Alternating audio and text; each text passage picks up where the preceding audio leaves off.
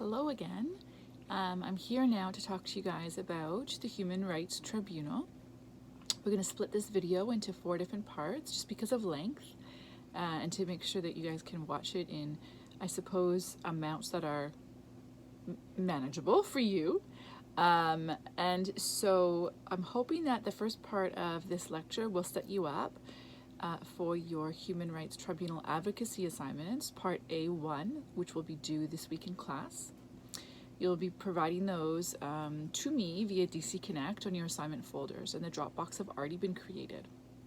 So if for some reason you're watching this video from the other section and you've already submitted your part A1s to me, then you do not need to worry about that component. So that's fabulous for you. And so for those of you who are just working through that now, I'm hoping that this some of this content will help as you prepare your applications and your responses. And so make sure you're tuning in to the second part of this lecture, which will be posted for next week, so that you can see the pre-hearing process, the hearing process, and the post-hearing process, as well as what is undue hardship. And then you can better apply that to your Human Rights Tribunal advocacy presentations that are coming up. So let's jump into this human rights stuff. So I'm hoping that you've already had the chance to review the slides. They are posted on DC Connect. If you haven't had a chance to review them, what I'm going to be talking to you about is essentially the content on those slides, and I'll be pulling out the most important factors for you to know about this aspect of human rights advocacy, okay? Also, please refer to the textbook and make sure you've read that portion, that chapter of the textbook as well, that covers the Human Rights Tribunal of Ontario. So first of all, the landscape, I wanted to sort out for you any confusion between the two areas of jurisdiction. We have Ontario and we have the federal landscape as well for human rights, right?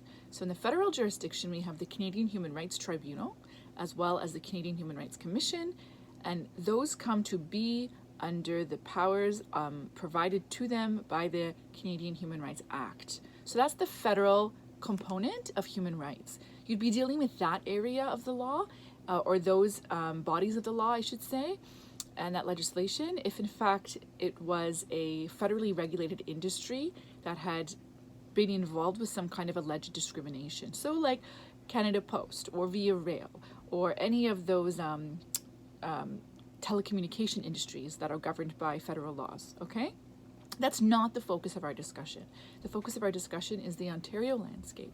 So that includes the Human Rights Tribunal of Ontario, which the acronym for is HRTO. And you want to be really clear on that, because if you put the O first, so it says OHRT, it looks a little bit, when it's written down, like the Ontario Rental Housing Tribunal, which was the predecessor to the Landlord and Tenant Board in Ontario.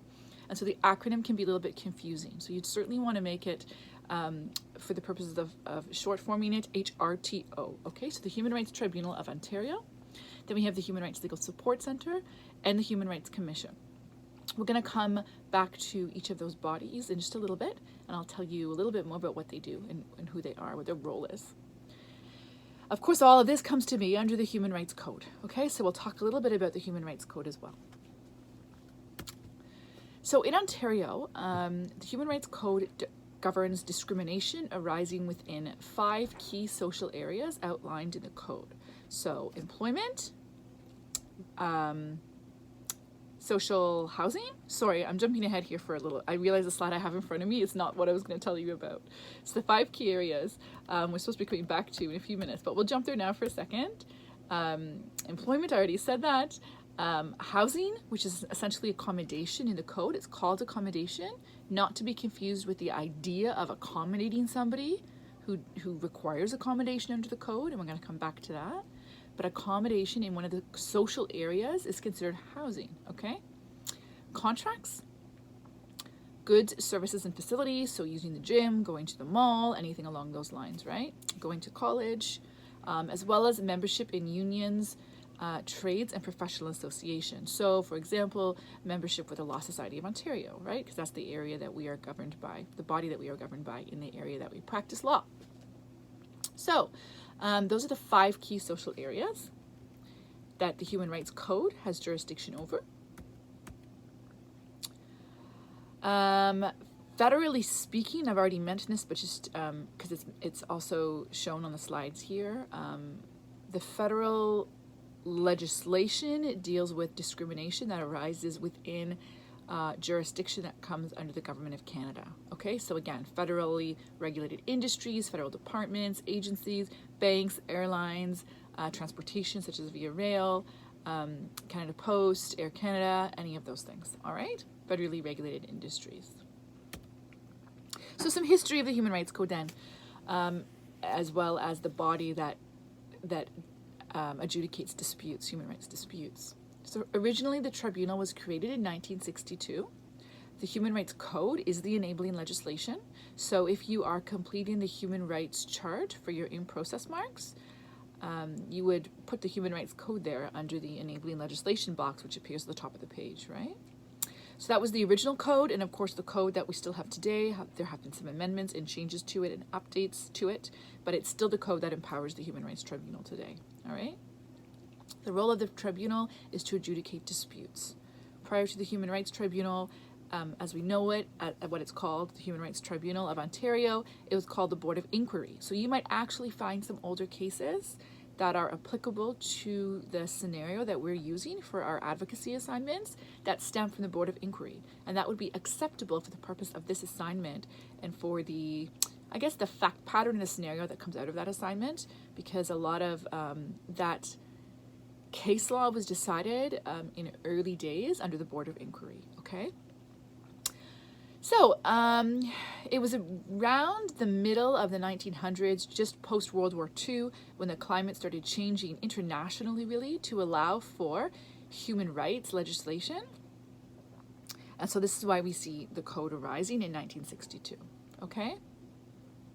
You can see that on the slide, it mentions other pieces of legislation that were around in Ontario just prior to the code. So the Racial Discrimination Act of 1944. This specifically was aimed at prohibiting racist slogans on signs and publications. It was also contrary to religious discrimination. Largely condemned by big business, including the Globe and Mail, for example. And you can see, I think, in the current landscape, when anything new idea is touted to provide more rights to individuals, there's always opposition from some element of our society. And so this is what was going on back then with big business, just with the expansion of human rights in general, okay? And then we saw changes to the Labor Relations Act. When we talk about the Labor Relations Board a few weeks back, I pointed out to you then the section of the Act, I believe it was section 54, that specifically prohibited discrimination that was covered by the code or the charter in any context of labor relations in Ontario. And then, of course, the Fair Employment Practices Act came to be in 1952. So we've talked a little bit about, or I've mentioned to you, I should say, about the Ontario Human Rights Commission. We'll come back to them shortly. They were originally called the Anti-Discrimination Commission, created in 1958. At that point, they were made up of 3 members who made recommendations to ministers about the previously mentioned legislation that I just outlined for you. And they also created education programs for the public. And that's very much a mandate that the Human Rights Commission in Ontario still has, public education. Okay, so the code I said already, the Human Rights Code was enacted in 1962. Ontario was the first province in Canada to have broad anti-discrimination legislation. So the previous legislation that I've mentioned were just small snippets of the discrimination fight. And so this is the first time we see wide-reaching legislation. Very much so on the grounds of the UN Universal Declaration of Human Rights. That was pretty much monumental in putting pressure on our government toward creating legislation. The original prohibited grounds under the code back in 1962 were religion, race, and ethnicity. And you'll see shortly how those grounds have just exploded, or I should say the amount of grounds have just exploded, and there's so many more grounds upon which discrimination is based now in Ontario. The original social areas, I outlined the 5 for you already. The original ones were just 3: accommodation, employment, and services. So for some more recent amendments in 1982, this concept of systemic discrimination was included. There's more on that in one of the cases that's posted, that's discussed in the back of the textbook, and is also at the end of the slides for today.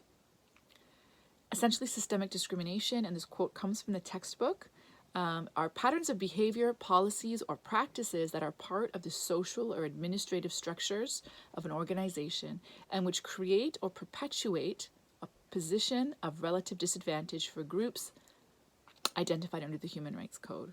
So in other words, does your organization or an organization have policies and practices that regularly discriminate against the same groups of people? And are those groups of people a protected group under the Human Rights Code? And if so, that's what we can call discrimination, systemic discrimination, first recognized in 1982. And then more recent amendments or changes have been with the inclusion of gender identity and gender expression in 2017. And we'll come back to what those definitions are in just a minute. So I'm just going to pause this video here for the purposes of how big the file is to upload, and we'll come back with the second portion of this momentarily. Thanks.